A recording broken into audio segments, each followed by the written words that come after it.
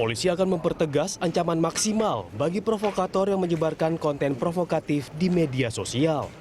Bagi penyebar konten provokatif akan dipidana 10 tahun penjara. Apabila konten yang disebarkan bersifat provokatif dan menimbulkan kegaduhan di media sosial, akan dijerat Undang-Undang Nomor 1 Tahun 1946 Pasal 14 atau Ya, pemirsa, Lunch Talk kali ini kita akan membahas mengenai konten provokatif meningkat hingga 40% selama Pilpres 2019.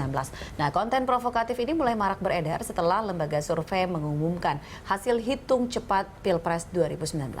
Polri menegaskan akan menjatuhkan hukuman hingga 10 tahun penjara bagi pelaku penyebar konten provokatif. Nah, untuk membahasnya sudah hadir bersama kita Yorisep Trimulya dari Politika Wave. Dan di ujung telepon kita juga sudah terhubung dengan Brigjen Pol Dedi Prasetyo, Kepala Biro Penerangan Masyarakat Mabes Polri. Pak Dedi, terima kasih banyak Pak sudah bergabung bersama kami. Terima kasih Mas. Oke, kita ke Mas Yoris dulu. Ini kalau dari amatan Politika Wave, memang konten-konten provokatif pasca pencoblosan lah ya. Pasca pencoblosan terus ada quick count, ini memang ini sekali apa kecenderungannya tendensinya tinggi sekali. Tinggi sekali. Tinggi Jadi, sekali. setelah Pilpres kita dihadirkan oleh quick count dan hasil quick count itu ternyata tidak memberikan hasil yang sepenuhnya bisa diterima oleh masing-masing kubu. Terlebih kubu 02 yang merasa dirugikan. Hingga hal ini juga berimbang dengan banyaknya kecurangan yang didapatkan seperti di kasus-kasus di KPUD di daerah Jatinegara, Banten, seperti itu sih Mbak. Oke. Jadi karena ada indikasi kecurangan itu, kemudian konten-konten provokatif itu terus jadi meningkat. Konten provokatif ini semuanya fakta atau sebetulnya sebagian adalah hoax? Baik, kalau untuk mengetahui fakta atau hoax itu kita belum bisa ya Mbak. Maksudnya kita tidak bisa punya wewenang untuk hal itu.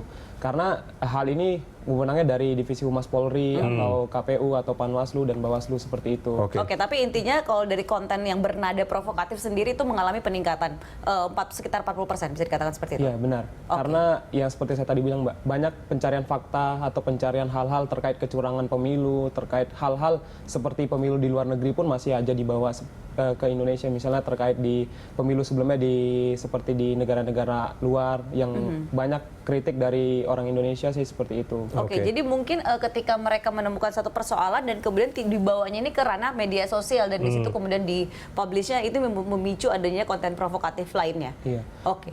Karena sosial media itu hal yang paling mudah untuk share apapun informasi, baik terkait itu hoax atau itu benar, dan hal itu sangat meningkat sih dari pemilu sebelum-sebelumnya. Kebanyakan ini yang diserang siapa?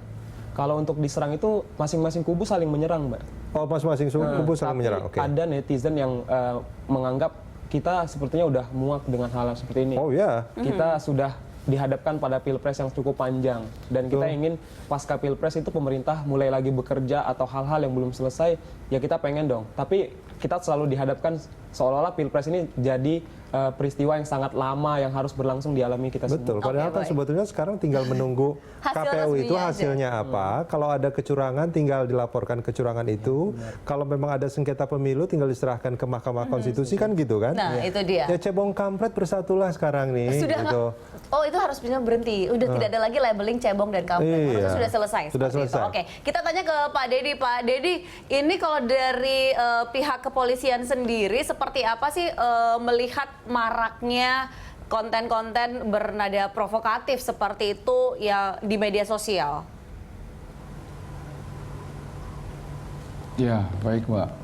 Jadi memang saat ini dari Direktorat Cyber bekerjasama dengan Kemenminfo dan Badan Cyber Sandi Negara, kita sedang mengawasi beberapa akun-akun yang menyebarkan konten-konten negatif, baik berita hoax maupun yang bersifat provokatif. Sudah ada sekitar 20 lebih yang sudah masuk ke dalam investigasi oleh Direktorat Cyber. Ya, doakan mungkin dalam waktu dekat ini atau minggu depan sudah ada upaya penegakan hukum yang dilakukan oleh Direktorat Cyber terhadap pemilik akun-akun yang menyebarkan konten negatif tersebut. Salah satu contoh hari ini Direktorat Cyber bekerjasama dengan bagian IT KPU, Mbak. Kita sedang melakukan investigasi terhadap penyebaran konten yang menyasar ke KPU, ya berupa laporan ini, Mbak. Oke. Ya. Laporan tentang hasil pemungutan suara yang terjadi di daerah Maluku. Oke. Nah, ini semuanya adalah berita hoax semuanya yang sudah berhasil kita identifikasi. Ya, dari KPU nanti juga akan memberikan keterangan tim IT KPU. Oke. Ya, bahwa berita-berita yang disebarkan oleh media sosial melalui akun yang sedang kita dalami, ya, ini adalah semuanya hoax.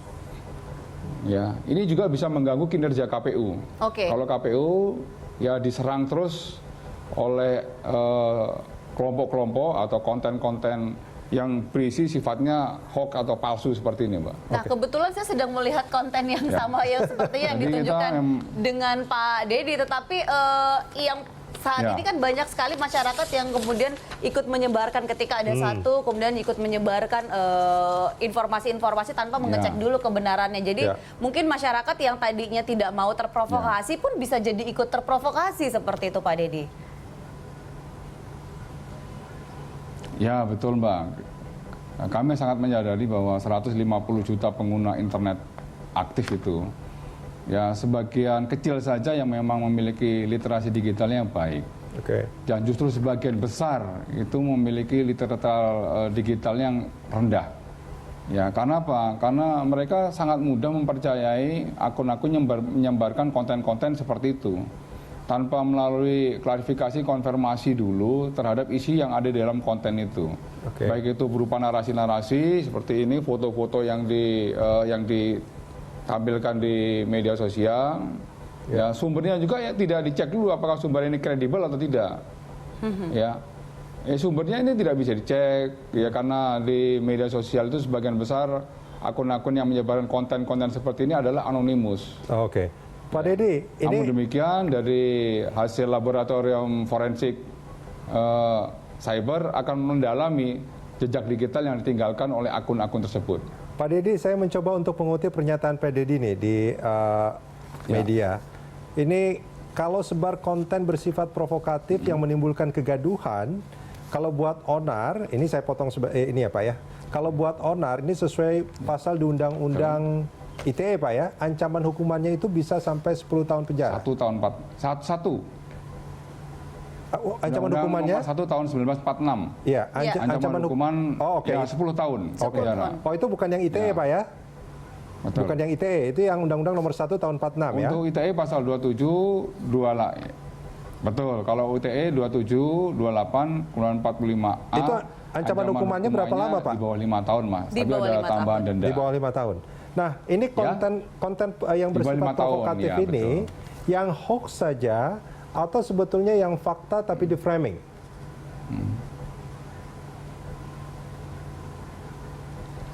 Kalau yang konten-konten ini berbagai macam Mas memang. Ada betul suatu kejadian atau keadaan foto itu atau video itu. Cuman video itu menceritakan suatu keadaan di masa lalu. Oke. Ya, seperti contoh yang kejadian di Jogja yang sudah kita amankan.